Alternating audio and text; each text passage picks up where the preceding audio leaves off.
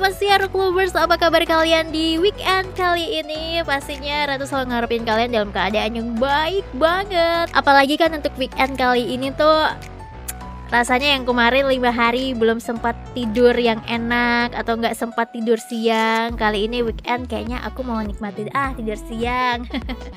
Atau enggak, kemarin udah ngebet banget pingin praktek buat ini. Biasanya kan ada tuh ya, pas hari-hari aktif kemarin, weekday kemarin tuh pingin bisa buat lah, misalkan bisa buat masakan ini atau masakan itu, dan biasanya dieksekusi di hari Sabtu atau enggak hari Minggu besok untuk buat belajar lah kayak gitu. Itu bagus ya Rocklovers. Itu berarti kamu mau tetap walaupun weekend hari libur tetap mau produktif. Boleh. Ada juga mungkin karena kemarin 5 hari udah kerjanya tuh bagai kuda, nggak ada berhenti gitu.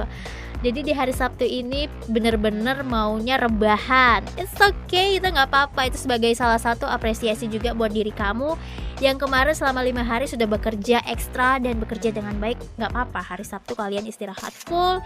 It's okay, supaya hari Seninnya nanti kamu bisa full lagi energinya ya. Oke, seperti biasa Rocklovers, Reta di sini selalu nemenin kalian di siang hari jam 1 ini sampai dengan jam 2 siang nanti dengan berbagai macam informasi. Jadi jangan sampai kelewatan satu info pun ya, karena menarik banget untuk kalian simak. Salah satunya Polda Metro Jaya menyita 626,75 kg ganja serta ratusan ribu ekstasi dalam kurun waktu 4 hari lewat operasi Kamtipmas sepanjang 21 hingga 25 Agustus di 13 Polres jajaran Polda Metro Jaya. Selain itu, polisi juga menyita barang bukti lain berupa sabu seberat 131.526 kg serta pil ekstasi sejumlah 108.128 butir. Gak hanya itu, tapi juga disita 27.650 botol miras ilegal dalam operasi tersebut. Nah, ada juga nih salah satu tersangka yang dikenakan pasal tindak pidana pencucian uang atau TPPU. Dalam kasus ini, polisi menyita barang bukti berupa uang senilai 1 miliar rupiah dan 3 unit mobil dari pabrikan yang berbeda. Nah, menurut kepolisian, pengungkapan puluhan kasus penyalahgunaan narkoba ini juga untuk mencegah kejahatan jalanan.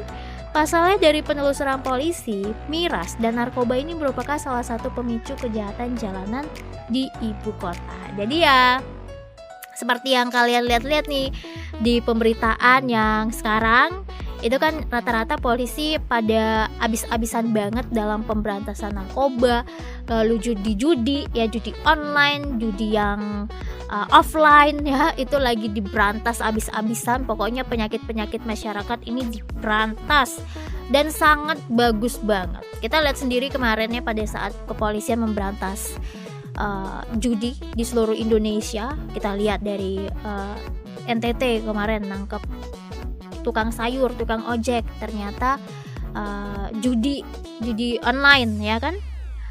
Terus juga ada juga yang ada di Jakarta, di daerah Jawa ya, di Surabaya dan sebagainya juga ditemukanlah nih akhirnya yang dagang nasi bungkus, ternyata judi dan sebagainya. Ini sangat penting banget Rocklovers, apalagi untuk penyakit-penyakit masyarakat ini benar-benar harus dibersihkan seluruhnya ya.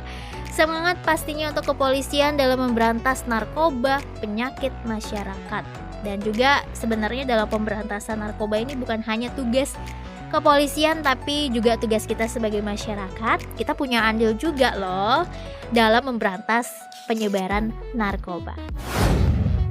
Tim khusus bentukan Kapolri Jenderal Listio Sigit Prabowo akan menggelar rekonstruksi peristiwa pembunuhan berencana Brigadir Yosua. Kadif Humas Polri Irjen Dedi Prasetyo mengatakan rekonstruksi ini akan dilangsungkan di rumah dinas Irjen Verdi Sambo di Kompleks Polri Duren 3, Jakarta Selatan pada hari Selasa mendatang. Adapun kelima tersangka dalam kasus ini, Irjen Verdi Sambo, Bahrada Richard Eliezer, Bribka Riki Rizal, Kuat Maruf, dan Putri Chandrawati akan dihadirkan secara langsung.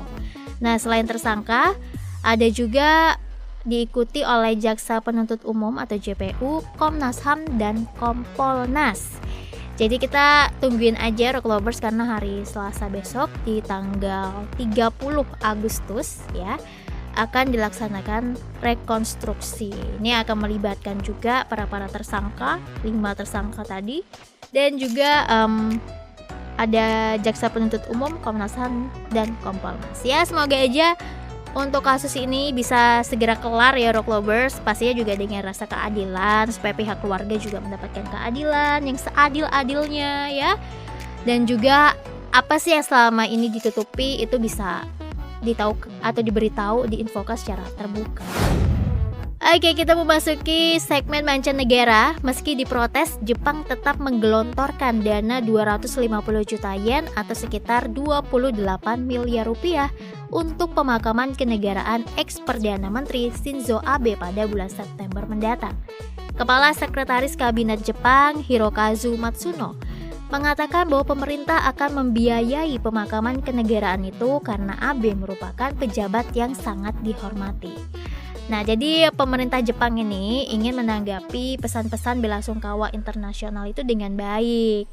Ya, namun pemakaman kenegaraan itu menuai banyak kritik, guys. Kenapa?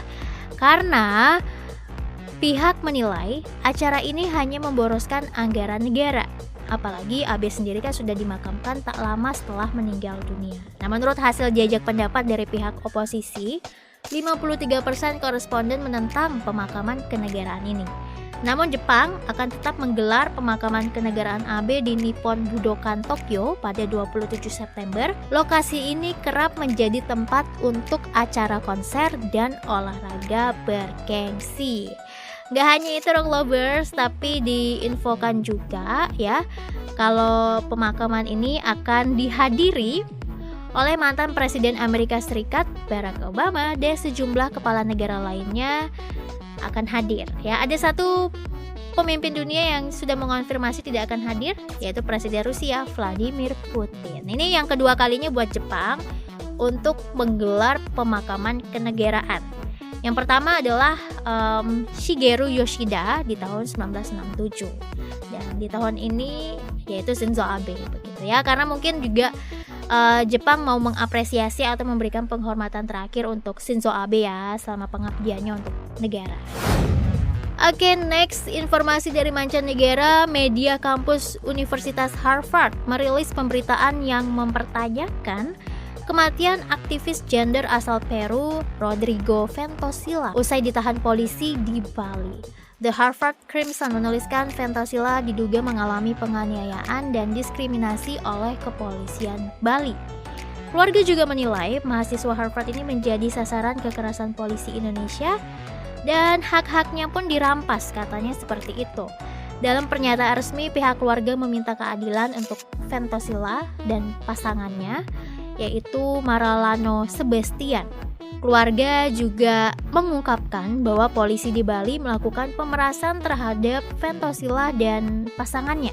Mereka meminta uang sekitar 2,9 miliar rupiah.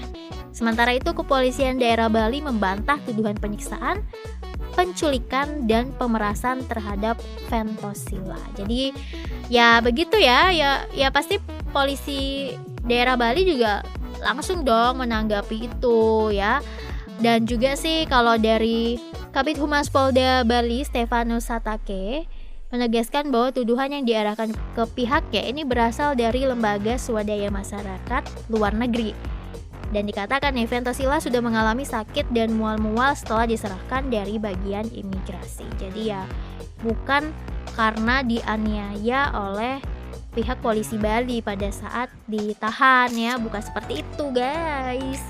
Dan juga dalam pernyataan sebelumnya, Stefanus menyatakan penyebab kematian ini karena kegagalan fungsi tubuh secara menyeluruh yang menyebabkan gagal ginjal, hati, dan sistem saraf gitu ya. Karena mungkin ini karena kebetulan aja kali ya, dia pas sakitnya lagi ditahan di Bali, di polisi di Bali gitu. Jadi pihak keluarga menduga ya ada tuduhan-tuduhan yang seperti Ratu sebutkan yang sebelumnya gitu ya.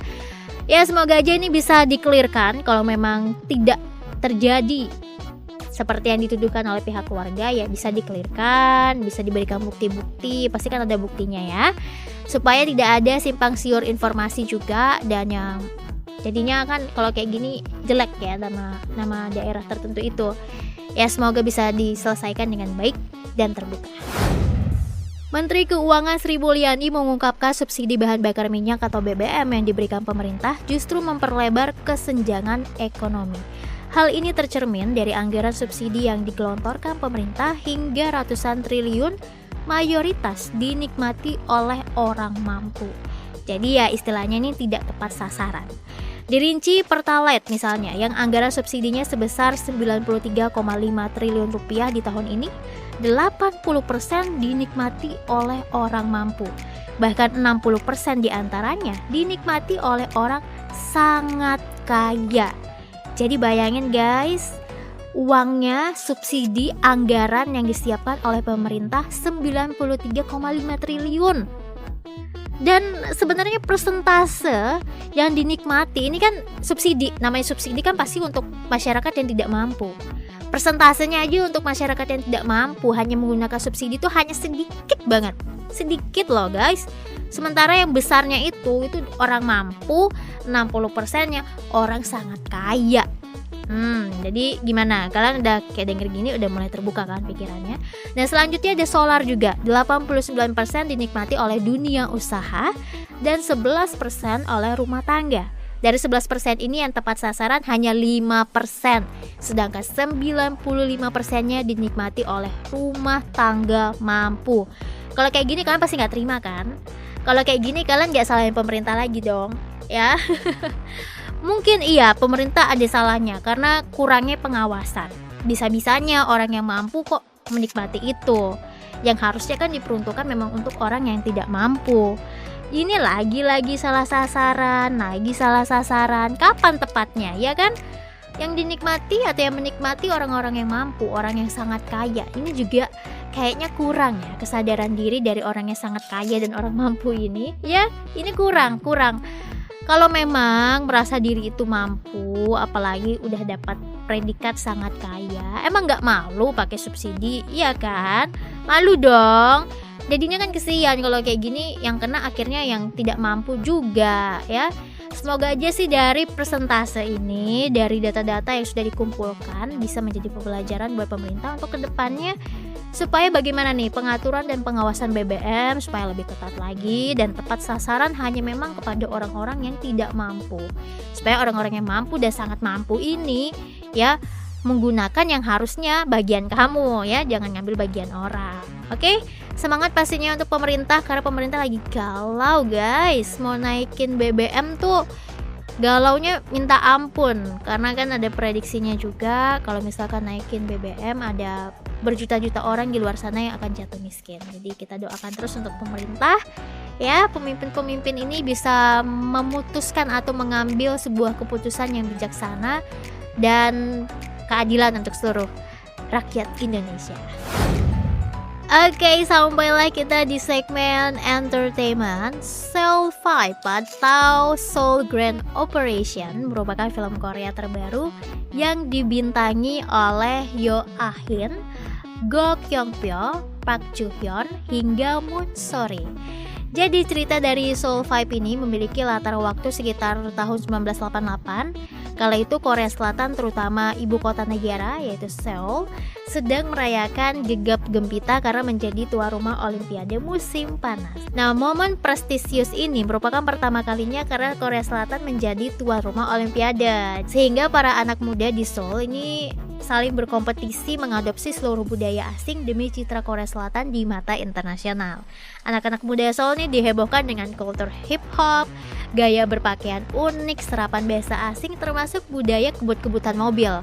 Nah, apalagi nih budaya kebut-kebutan ini sangat dimaknai 5 pemuda penuh energi yang membentuk sebuah geng balap bernama Sangye-dong Supreme Team alias Banke Family. Jadi mereka punya geng Banke Family ya. Terus juga punya keandalan masing-masing yang saling melengkapi keistimewaan geng balap ini. Namun, kiprah dari Bangku Family ini tidak hanya berada di jalanan, tapi bakat dan rekam jejak mereka terendus sampai ke kepala kejaksaan, yaitu Jong Woong In. Nah, Bangku Family mendapatkan tawaran proyek pekerjaan yang sukar mereka tolak.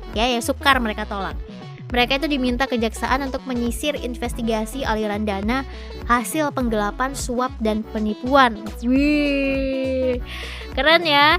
Yang awalnya dari geng mobil mereka, ya geng-geng balap gitu, geng balap mobil. Terus karena keahliannya mereka, akhirnya diketahui sama kepala kejaksaannya. Terus ditawarin pekerjaan yang nggak bisa ditolak banget nih, karena pekerjaannya menantang ya, menyisir investigasi aliran dana hasil penggelapan, suap, dan penipuan. Seru banget gak sih guys? Jadi kalau kalian yang belum tahu nih, cus nonton aja, karena sudah tayang di Netflix pada 26 Agustus kemarin ya. Belum ketinggalan, langsung cus aja nonton. Bagaimana keseruannya nanti kalian cerita ya, seru abis pastinya. Karena kalau dari baca sinopsisnya aja tuh udah terbayang serunya gimana dalam mengungkapkan penggelapan, suap, dan bla bla bla sebagainya.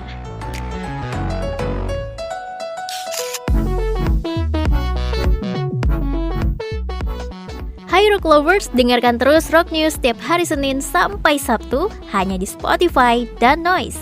Mau info terupdate di HP-mu? Follow Instagramnya di @rocknews_network, Twitter dan TikToknya di @rocknewsnetwork. Sampai jumpa di Rock News edisi berikutnya.